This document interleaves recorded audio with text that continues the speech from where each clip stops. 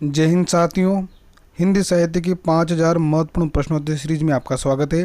पिछली वीडियो में आदिकाल से संबंधित 10 महत्वपूर्ण प्रश्नों की चर्चा कर चुके थे। आइए शुरुआत करते हैं अगले वीडियो की। पहला प्रश्न है कि हिंदी साहित्य का आलोचनात्मक इतिहास किसने लिखा है। हिंदी साहित्य का आलोचनात्मक इतिहास किसने लिखा है। ऑप्शन ए राहुल सांकृत्यायन, महावीर प्रसाद द्विवेदी, मिश्र बंधु और डॉक्टर राम कुमार वर्मा। तो इसका जो सही आंसर है वह है डॉक्टर राम कुमार वर्मा, जिन्होंने हिंदी साहित्य का आलोचनात्मक इतिहास 1938 में लिखा था। कब?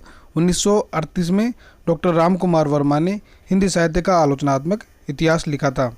अगला प्रश्न है, शुक्ल जी ने आदिकाल का क्या नामकरण किया है।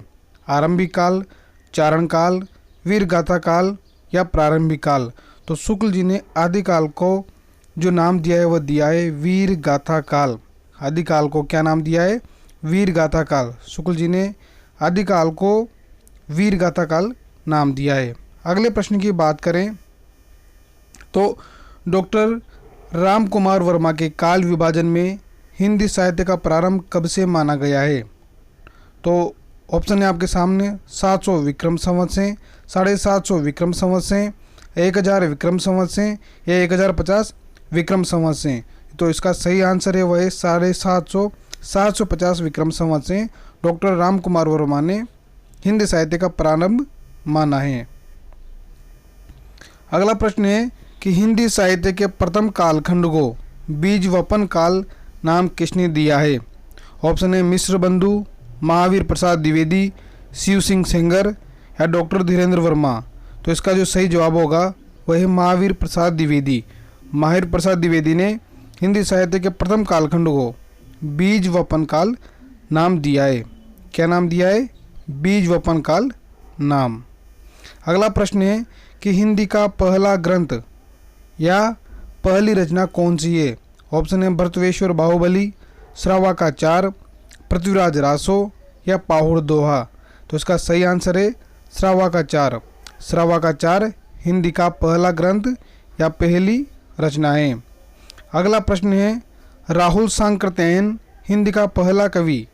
राहुल सांकृत्यायन हिंदी का पहला कवि किसे मानते हैं। ऑप्शन है लुईपा, सरहपा, शालिभद्र सूरी या चंद्रबरदाय। तो राहुल सांकृत्यायन हिंदी का पहला कवि सरहपा को मानते हैं और सरहपा ने जो रचना लिखी है उसका नाम है दोहा कोश। सरहपा की रचना का नाम दोहा कोश है। अगला प्रश्न है कि श्रावकाचार के रचनाकार कौन है। श्रावकाचार के रचनाकार तो उनका नाम है देवसेन। श्रावकाचार के रचनाकार का क्या नाम है? देवसेन। अगला प्रश्न है जगनिक द्वारा रचित वीर रस प्रधान ग्रंथ का नाम क्या है। जगनिक द्वारा रचित वीर रस प्रधान ग्रंथ का नाम क्या है। ऑप्शन है बिसलदेव रासो, खुमान रासो, परमाल रासो या पृथ्वीराज रासो। तो इसका सही आंसर है परमाल रासो। बिसलदेव परमाल रासो जो है वह जगनिक द्वारा रचित वीर रस प्रधान ग्रंथ है। अगला प्रश्न है बिसलदेव रासो किसकी रचना है। बिसलदेव रासो किसकी रचना है। जगनिक की, चंद्रबरदाय की, नरपति नालक की या भट्ट केदार की। तो बिसलदेव रासो नरपति नालक की रचना है। आलाखंड किस रचना का लोकप्रिय नाम है। आलाखंड किस रचना का लोकप्रिय नाम है। परमाल रासो का, पृथ्वीराज रासो का, खुमान रासो का या हमीर रासो का। तो आलाखंड जो है परमाल रासो का लोकप्रिय नाम है। सिद्ध साहित्य से तात्पर्य है तंत्र मंत्र आदि द्वारा सिद्धि प्राप्त कराने वाला साहित्य या सिद्धि प्राप्त कवियों का साहित्य या सिद्ध धर्म का सैद्धांतिक साहित्य या वज्रयान परंपरा के सिद्ध आचार्यों द्वारा रचित साहित्य। तो सिद्ध साहित्य से तात्पर्य वज्रयान परंपरा के सिद्ध आचार्यों द्वारा रचित साहित्य से है। अगला प्रश्न है कि नारी की निंदा में होती है।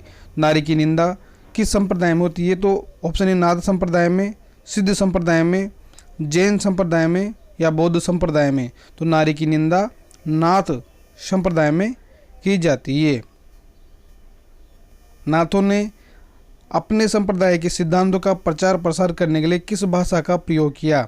नाथों ने अपने संप्रदाय के सिद्धांतों का प्रचार प्रसार करने के लिए किस भाषा का प्रयोग किया? ऑप्शन है सांध्य भाषा, सदोकड़ी भाषा, अवधी भाषा या अवहट भाषा। तो इसका सही जवाब है अवहट भाषा। नाथों ने अपने सिद्धांतों का प्रचार प्रसार करने के लिए अवहट भाषा का प्रयोग किया। रासो शब्द का संबंध रसायन से किसने जोड़ा है? ऑप्शन है आचार्य शुक्ल, डॉक्टर नरोत्तम स्वामी, गणपति चंद्र गुप्त, राहुल सांकृतेन। तो रासो शब्द का संबंध रसायन से आचार्य शुक्ल ने जोड़ा है। आचार्य शुक्ल मानते हैं कि रासो शब्द की जो उत्पत्ति है वह रसायन शब्द से हुई है। संधा भाषा का अर्थ है कर्कश शब्दों से युक्त प्राकृत भाषा, मधुर शब्दों से युक्त पाली भाषा, अंतस साधनात्मक अनुभूतियों का संकेत करने वाली प्रतीक भाषा या तत्सम शब्द से युक्त प्राकृत भाषा। तो संधा भाषा का अर्थ अंतस साधनात्मक अनुभूतियों का संकेत करने वाली प्रतीक भाषा से हैं। पृथ्वीराज रासों का वर्ण्य विषय है राजनीतिक महाकाव्य, सांस्कृतिक महाकाव्य, श्रृंगार गाथा या वीर गाथा। तो पृथ्वीराज रासों का वर्ण्य विषय क्या है? वीर गाथा। वीर गाथा का वर्णन करना पृथ्वीराज रासों का वर्ण्य विषय है। चंद बरदाई को पृथ्वीराज का समकालीन किसने कहा है? गारसा दत्तासी ने, आचार्य शुक्ल ने, हजारी प्रसाद द्विवेदी ने या डॉक्टर नामवर सिंह ने। इसका सही जवाब है गारसा दत्तासी ने चंद बरदाई को पृथ्वीराज का समकालीन कहा है। बीसल देव रासों में राजा बीसल देव के साथ किसके विवाह, वियोग और पुनर्मिलन की कथा का वर्णन है? तो किसके साथ? ऑप्शन है राजेश्वरी, भानुमति, राजमती या संयोगिता। तो बीसल देव रासों में राजा बीसल देव के साथ राजमती, रानी राजमती के विवाह, वियोग और पुनर्मिलन की कथा का वर्णन है। ऐसे रासो ग्रंथ के रचनाकार का नाम बताइए जिसकी रचना अजमेर के शासक से संबंधित है। ऐसे रासो ग्रंथ के रचनाकार का नाम बताइए जिसकी रचना अजमेर के शासक से संबंधित है। पहला ऑप्शन है दलपत विजय, नरपति नाला, नल्ल सिंह या मधुकर भट्ट। तो इसका सही जवाब है वह नरपति नाला, जिन्होंने बीसल देव रासो की रचना की थी, जो कि अजमेर के शासक से संबंधित रचना है। बीसल देव रासो की रचना की थी। अगला प्रश्न है कि छंदों का अजायब घर कौन सा ग्रंथ कहलाता है? परमाल रासो, पृथ्वीराज रासो, बीसल देव रासो या खुमान रासो। तो छंदों का अजायब घर किसे कहते हैं? पृथ्वीराज रासो को छंदों का अजायब घर कहा जाता है। अगला प्रश्न है कि श्रवाकाचार की रचना कब हुई थी? श्रवाकाचार जो कि देवसेन ने लिखा है और जिसे पहली रचना भी माना जाता है, उसकी रचना कब हुई थी? 900 ईस्वी में, 933 ईस्वी में, 1000 ईस्वी में या 1133 ईस्वी में। तो इसका जो सही जवाब है वह है 933 ईस्वी में श्रवाकाचार की रचना हुई थी। श्रवाकाचार की रचना 933 ईस्वी में हुई थी। बीसल देव रासो का प्रधान रस क्या है? बीसल देव रासो का प्रधान रस क्या है? तो ऑप्शन है वीर रस, शांत रस, श्रृंगार रस या करुण रस। तो बीसल देव रासो का जो प्रधान रस है वो कौन सा है? श्रृंगार रस। बीसल देव रासो का प्रधान रस श्रृंगार रस है। निम्न में से हिंदी का प्रथम महाकाव्य किसे माना जाता है? निम्न में से हिंदी का प्रथम महाकाव्य किसे माना जाता है? ऑप्शन है बीसल देव रासो को, खुमान रासो को, परमाल रासो को या पृथ्वीराज रासो को। इसका सही जवाब है पृथ्वीराज रासो को हिंदी का प्रथम महाकाव्य माना जाता है। और किन्होंने माना है? आचार्य शुक्ल ने पृथ्वीराज रासो को हिंदी का प्रथम महाकाव्य और चंद बरदाई को हिंदी का प्रथम महाकवि माना है। गोरखबानी के संपादक कौन है? ऑप्शन ए माता प्रसाद गुप्त, वासुदेव शरण अग्रवाल, श्याम सुंदर दास या पीताम्बर दत्त बड़थवाल। तो गोरखबानी के संपादक है पीताम्बर दत्त बड़थवाल। आज का अंतिम प्रश्न है किस इतिहास लेखक ने हिंदी साहित्य का प्रारंभ 1050 ईस्वी से स्वीकार किया है? ऑप्शन है रामकुमार वर्मा, रामचंद्र शुक्ल, डॉक्टर नगेंद्र और मिश्र बंधु। तो इसका जो सही जवाब है वह है रामचंद्र शुक्ल, जिन्होंने हिंदी साहित्य का प्रारंभ 1050 ईस्वी विक्रम संवत से स्वीकार किया है। धन्यवाद।